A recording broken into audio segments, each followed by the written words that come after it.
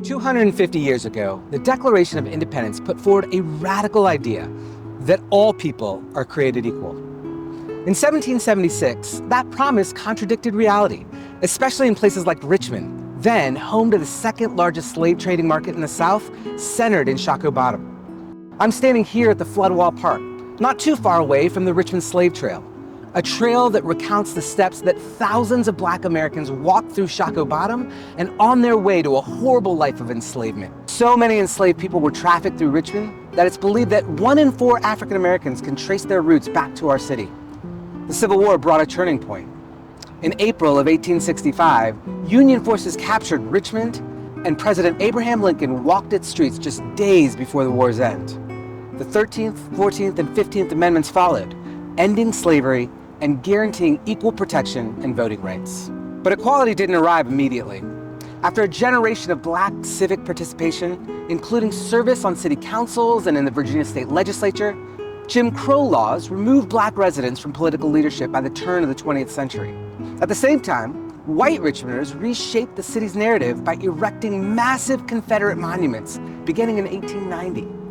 These symbols reinforced racial hierarchy and dominated Monument Avenue for generations. Yet Richmond was also a center of Black leadership and activism. Virginia Union University, founded near the former Lumpkins Jail, educated generations of leaders, including L. Douglas Wilder, who became America's first elected Black governor in 1990. The Richmond Crusade for Voters, founded in 1956, mobilized Black political power and fought massive resistance. Legal challenges to the city's 1970 annexation on part of Chesterfield County led to a new political structure in 1977 and the election of a majority Black city council. The decades that followed brought new challenges: deindustrialization, white flight, and spikes in violent crime in the 1990s. Today, Richmond is a growing city with declining crime, improving schools, and falling poverty rates.